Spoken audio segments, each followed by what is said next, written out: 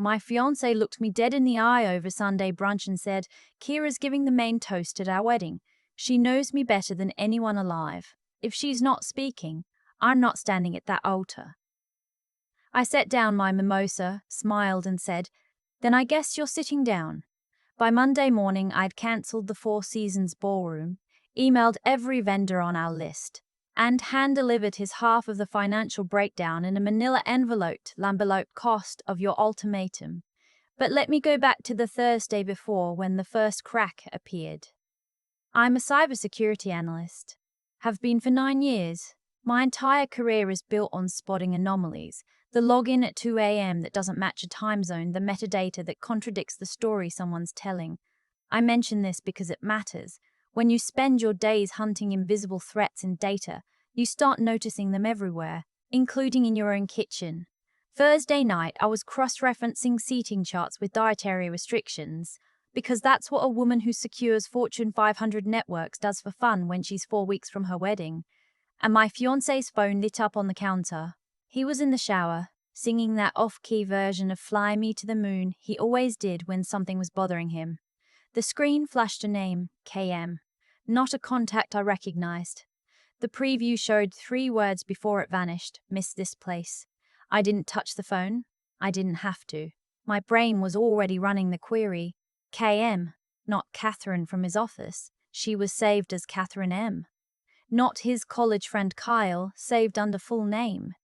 KM was someone new, or someone old who'd been given a fresh entry. I went back to my seating chart. Table 9 still had too many of his fraternity brothers and not enough buffer guests, but my focus was gone. I kept replaying that singing, the anxious humming he did before difficult conversations. The last time I'd heard it was before he told me his mother thought our venue was too modern. Friday morning, he left for work 20 minutes early. Didn't eat the eggs I'd made.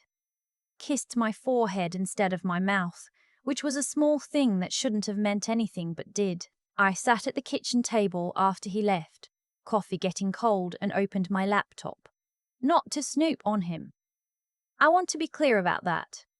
I opened it because my body knew something my mind hadn't caught up to yet, and my hands needed to be on a keyboard. That's where I think best. I pulled up our shared wedding planning spreadsheet. 87 line items. Florist, caterer, string quartet, officiant, the custom invitations we'd spent 3 weekends arguing about.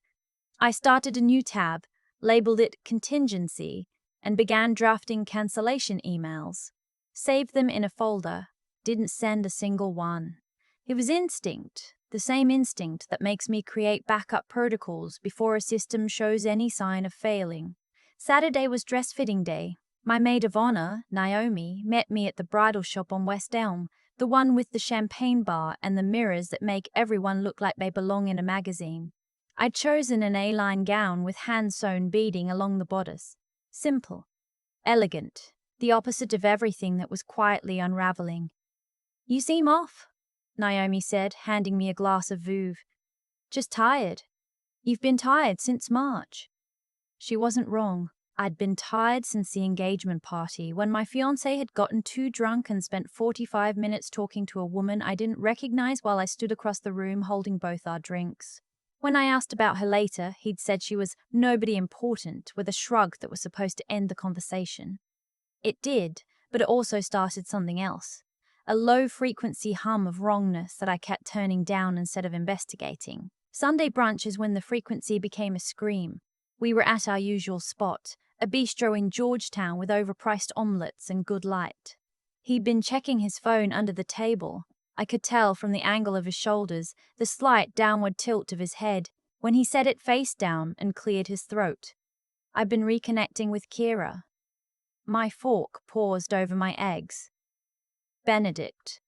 Kira Matsuda. His ex-girlfriend of 4 years who'd allegedly shattered him so completely that he'd spent the first 6 months of our relationship flinching any time someone mentioned Tokyo, where they'd lived together. Reconnecting how? We've been talking.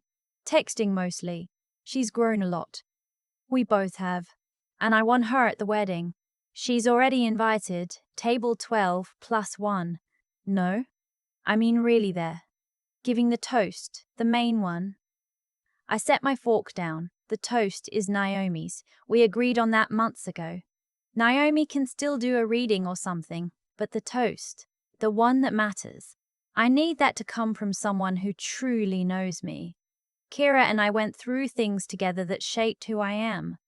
Having her speak at our wedding would be healing, for both of us. That word again, healing. He'd started using therapy language about 6 weeks back after binging some podcast about conscious relationships. Every time he wanted something unreasonable, he wrapped it in clinical vocabulary so it sounded like self-improvement instead of selfishness. And if I say no, then I need to seriously reconsider whether we're compatible. Is that an ultimatum? He leaned forward. Kira speaks, or I don't show up. That's just where I am right now. The fascinating thing about ultimatums, I've thought about this a lot since, is that the person issuing one has already decided you'll fold. They've calculated your investment, your emotional sunk cost, the social pressure of 200 guests and a non-refundable venue. They've decided that you love the idea of the wedding more than you love yourself. They're almost always right. Almost. Okay, I said. I took one long sip of my mimosa, pulled my phone from my purse, and opened the drafts folder I'd made on Friday. The first email was to the Four Seasons coordinator. I hit send. Then the florist. Then the photographer. Click, click, click. Each one took about 2 seconds. What are you doing? Executing your decision. I didn't look up. The caterer. The string quartet. The cake designer in Alexandria who'd spent an entire afternoon helping me choose between Italian buttercream and Swiss meringue. You said you wouldn't show up, so there's nothing to show up to. His face went white, then red, then a color I'd never seen on him. Something between disbelief and fury, like a man watching his car roll off a cliff because he forgot the parking brake. You're bluffing. Check your email. I CC'd you on all of them. His phone buzzed 11 times in rapid succession. I watched him read each notification, his jaw tightening with every one. This is insane. You can't just... I can. I just did. Your half of the losses will be $8, $12, and $. I'll send you the itemized breakdown by tonight. I accept Zelle or a cashier's check. I left cash on the table for my half of brunch, picked up my bag, and walked out into the October sunlight. My hands weren't shaking. They should have been. Behind me, I could hear him calling my name, but the bistro door was heavy and the street noise swallowed his voice before it reached me. I drove straight to Naomi's apartment. She opened the door in a robe, took one look at my face, and said, I'll put on real pants. Tell me everything. For the next 3 hours, I sat on her couch and dismantled my relationship out loud. The engagement party woman. The KM texts. The creeping therapy speak. The way he convinced me to let my gym membership lapse because couples should work out together and then never once went to the gym with me. How he persuaded me that attending his firm's events was more important than my security conferences. The slow, invisible theft of everything that made me me. Naomi listened with the intensity of someone who'd been waiting for this conversation. When I finished, she pulled out her phone and showed me a note she'd written 6 months ago, titled, Things I'm Scared to Say to Reese. It was a list, 17 items. He controls what you wear to his work events. You haven't published a paper in 2 years. You stopped calling me on Thursdays. Your laugh sounds different now, smaller. I read it twice, then handed the phone back. Why didn't you show me this? Because you would have defended him. You had to see it yourself. She was right, I would have. Monday morning, I woke at 5, made coffee, and sat down at my desk, the one in the second bedroom that my fiancé had been lobbying to convert into a home gym. My laptop glowed in the early dark as I built what I privately called the dissolution dossier. Every wedding expense, every vendor contract, every receipt scanned and sorted. Total investment, $37,400. Insurance-covered refunds, $28,100. Net loss, $9,300. Net loss, $9,300. He's half, $8,200, adjusted for the deposits I paid from my personal account before we'd merged wedding finances. I color-coded it. Green for refunded, yellow for pending, red for non-recoverable. Created formulas that auto-updated as refund confirmations rolled in. Added a column for payment status with drop-down options, outstanding, partial, received. My colleagues would have laughed or applauded. Probably both. At 7 a.m., I printed 2 copies of the financial breakdown, slid them into a manila envelope, and drove to his apartment. He'd said it like he was asking me to pass the salt. He said it like he was asking me everything about how he thought this would go. He expected space would make me desperate. Instead, it gave me a workspace. He opened the door in boxers and a Georgetown Law t-shirt, eyes puffy, clearly expecting a tearful reunion. I handed him the envelope. Page 1 is the summary. Pages 2 through 4 are itemized. Supporting receipts are in the shared drive folder. I've already sent you the link. Payment due within 30 days. He stared at the papers. You invoiced me. I documented our shared financial liability resulting from your decision to withdraw from the wedding. This isn't punitive. It's arithmetic. Reese, can we please just talk? About what? You told me Kira speaks, or you don't show up. I removed the event. The math is on page 2. I left him standing in the doorway, holding the envelope like it was a subpoena. In a way, it was.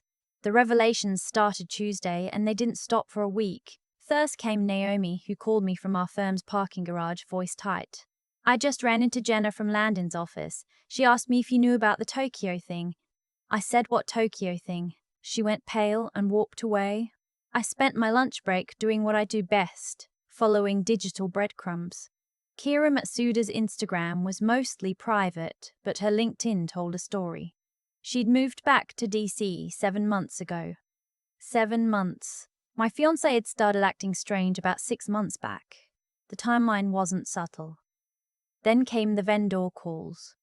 When I followed up on refund statuses, each conversation turned into a confession booth. The florist, an older woman named Marguerite, hesitated on the phone before saying, I probably shouldn't tell you this, but a woman called 3 separate times trying to change your centerpiece flowers from peonies to chrysanthemums, said she was the groom's wedding coordinator.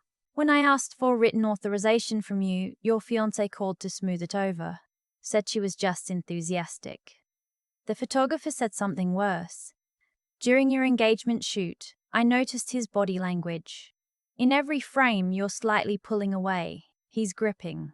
Arm around the waist, hand on the back of the neck. I've been doing this 22 years. That's not affection. That's a leash. Wednesday, my phone rang. Unknown number, DC area code. A man's voice, tired and direct. Is this Reese? My name's Anton Voss. I'm Kira Matsuda's boyfriend. Or I was until about 36 hours ago. We should meet. We met at a coffee shop in Dupont Circle, the kind of place with exposed brick and $7 oat milk lattes. Anton was already there, laptop open, legal pad filled with notes. He looked like he hadn't slept in days. They never stopped, he said without preamble. He turned his laptop toward me. 6 months of messages between Kira and my fiancé. Not sexting. Something almost worse. Emotional architecture. Plans. He told Kira that once the wedding was done and I was locked in, he'd have more freedom. That I was stable and practical. Words that functioned as insults disguised as compliments. Kira had written back, I need to watch you marry her so I can finally let go. I need to see it happen to believe it's real. Your wedding, Anton said, was supposed to be their exorcism. You were a prop. He sent me everything. Screenshots, email threads, even receipts from a joint credit card they'd opened. Restaurant charges at places I'd never heard of. A weekend at a Shenandoah cabin during what my fiancé had called a leadership retreat. A deposit on a co-working space in Kira's name, funded by a personal loan he'd told me was for his brother's business. Why tell me? I asked. Because when I confronted Kira, she told me I was paranoid. For about 10 minutes, I believed her. Then I remembered she'd done the same thing to the guy before me. He stood up. You cancelling that wedding saved me from proposing to a woman who was never mine. So thank you. Thursday brought my mother to my door with a cardboard box and red-rimmed eyes. Your brother called me, she said. Told me what happened. She set the box on my kitchen table. Inside were my father's things, his watch, his reading glasses, a stack of letters in his careful handwriting. Dad had died of pancreatic cancer 14 months before I met my fiancé. The grief had been a black hole, and my fiancé had appeared at its edge like a rope. I'd held on so tightly I didn't notice he was pulling me somewhere I didn't want to go. My mother pulled out one envelope. My name in Dad's handwriting. He wrote this during his last month. Asked me to give it to you when you needed it. I opened it alone after she left. The paper smelled like his office. Leather and old books and the cedar humidor he kept on his desk even after he quit smoking. My dear girl, it began. By the time you read this, I'll be gone and you'll be facing something that makes you question your own judgment. I'm writing because I know grief will make you vulnerable to anyone who offers certainty. That's not weakness. That's human. But here's what I need you to remember. A person who loves you won't ask you to become less. They won't rearrange your personality like furniture. They won't present their preferences as your problems. The right one will see your fire and sit beside it, not try to control the flame. Keep your own money. Keep your own name. Keep your own strange, stubborn, magnificent self. 2 more pages.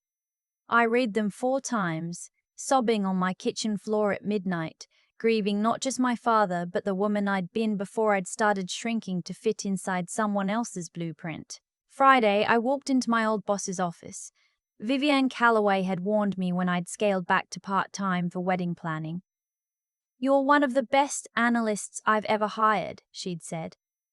Don't disappear into someone else's life. I'd smiled politely and ignored her. Now I sat across from her desk and said, You were right. She didn't gloat. She slid a folder across to me. The Meridian Corp breach investigation. 3-year engagement, 7-figure contract. The client specifically requested you after the Patterson case. I've been holding it, waiting for you to come back. She paused. Welcome home, Reese. That night, Naomi called an emergency gathering at her apartment. When I arrived, I found 6 women assembled. Naomi, my gym friend Dara, my cousin Leah, my old college roommate Brittant, my neighbor Angela, and my former mentor June, who'd flown in from Chicago and was sitting on the couch eating takeout sushi like she'd always been there. Intervention, Naomi announced. The good kind. They'd made a slideshow. I'm not joking. Who Reese used to be. Read the first slide.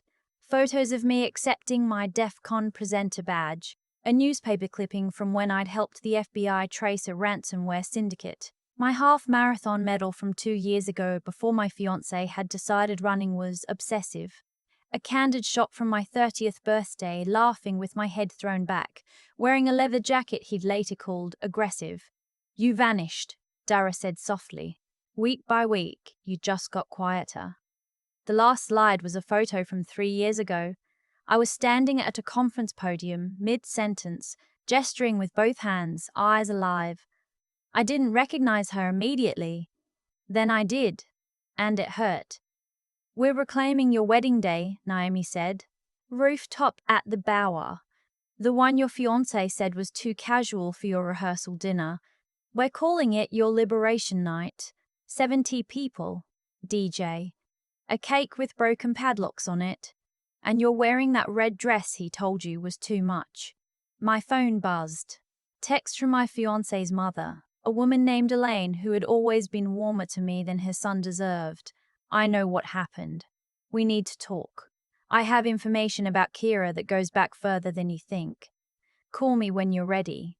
I called her the next morning. What she told me removed the last plank of doubt. This is the 3rd time, Elaine said, her voice flacked with exhaustion. The first fiancé, a wonderful girl named Robin, left after Kira showed up at her workplace claiming she was pregnant. She wasn't. The second, Andrea, lasted 8 months before Kira convinced my son that Andrea was cheating. She wasn't. I hired an investigator after Andrea. Kira has 2 restraining orders from former partners. She targets men who can't let go, and my son can't let go of anything.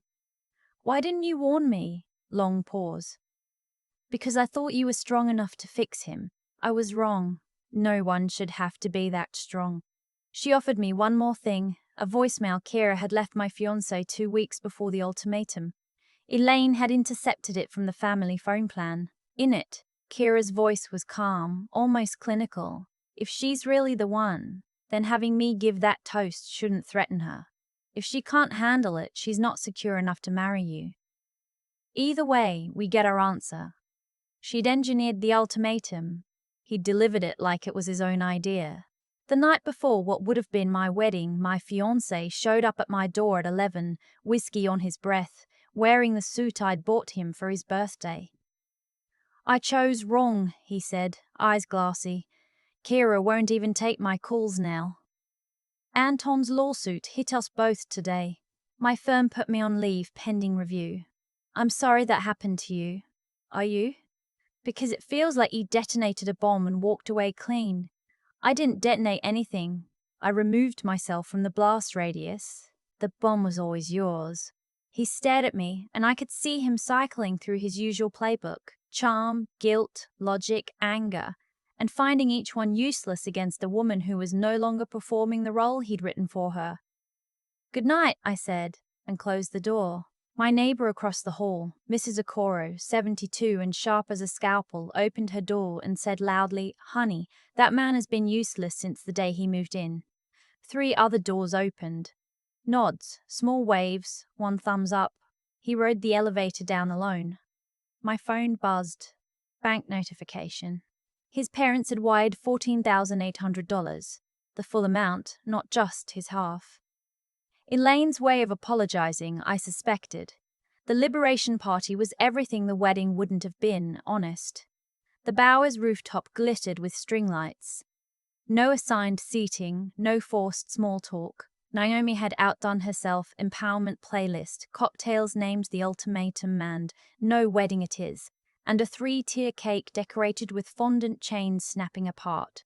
My brother Jared gave a toast. He'd never been a speech guy, always said public speaking was for people who liked the sound of their own voice. But he stood up with handwritten index cards and said, "Most of you know me as Reese's younger brother, who once ate a ghost pepper on a dare and cried in a Wendy's parking lot. But tonight I'm here as someone who watched my sister slowly disappear into a man who only loved the smaller version of her. 5 weeks ago, he told her his ex-girlfriend had to give the wedding toast or there'd be no wedding. He expected tears. He expected begging. Instead, my sister looked at him and said, 'Then I guess you're sitting down.' And she meant it." He raised his glass. "To Reese, who chose herself when everyone expected her to choose him. Who turned the worst ultimatum of her life into the best decision she'll ever make." The rooftop erupted. 70 people who actually knew me, not the 200-person performance my fiancé had choreographed, hugging me, laughing, crying. The DJ played Beyoncé and we danced until midnight under a sky full of stars and city lights. Anton came. He stood near the bar looking slightly out of place until Naomi pulled him into conversation. "Solidarity in survival," he said, raising his beer when I walked over. "And in freedom," I replied. 3 weeks later, I sat in my new corner office, the one with the window overlooking the Potomac, reviewing the Meridian Corp case files. Vivienne knocked and leaned against the doorframe. "Client just called. They want to extend the contract. They're also recommending us for the Ashford Holdings investigation." She paused. "That's a $2.3 million engagement. Your name's on the proposal." I looked at her. Partnership track? Already submitted the paperwork. 6 months later, I was on a terrace in Lisbon, drinking Vinho Verde and watching the sunset over the Tagus River. The trip was a gift to myself, funded by the money Elaine had wired, which I'd invested and let grow while I grew alongside it. I video called Jared and Mom from the terrace.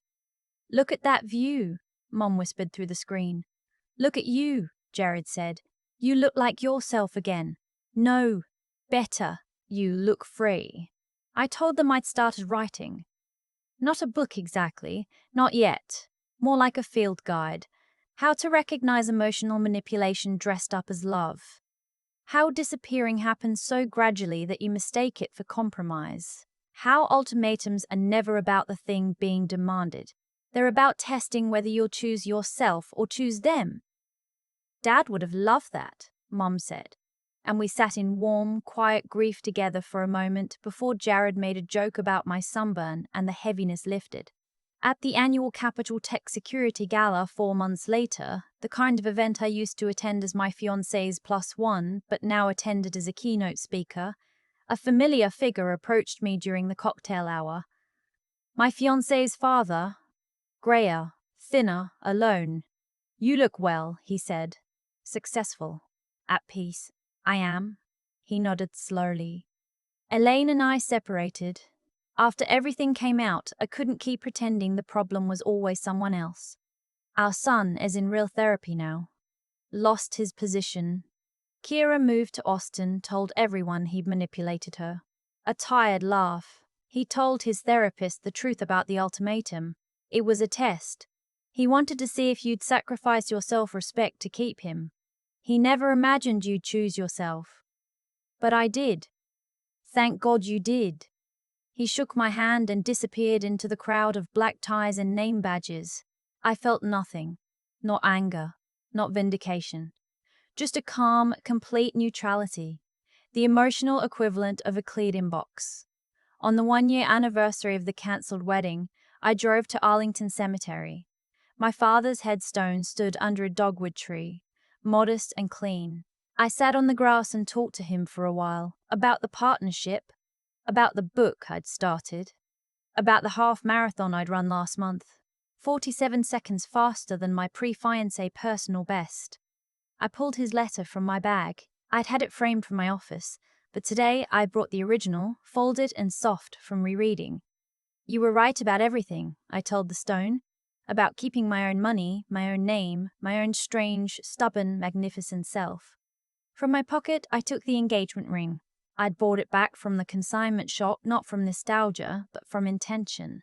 I turned it over once in the sunlight, watching the diamond throw tiny fractured rainbows across the grass, then slicked it into the donation envelope I'd prepared. Tomorrow, it would go to the Women's Financial Literacy nonprofit I'd helped fund through the firm's pro bono program. Someone else's fresh start. The wind moved through the dogwood branches and I could almost hear my father's voice. That low, steady rumble that always sounded like the safest place in the world. That's my girl. I stood up, brushed the grass from my skirt, and walked back to my car. The October air was sharp and bright, the kind of weather that makes everything feel possible. My phone buzzed. Naomi, drinks tonight. The Bower rooftop. Celebrating your keynote tomorrow. I typed back. Perfect. My treat. I've got partner money now. Then I drove home through streets lined with trees turning gold, windows down, radio loud, taking up all the space I deserved in a life that was finally completely mine.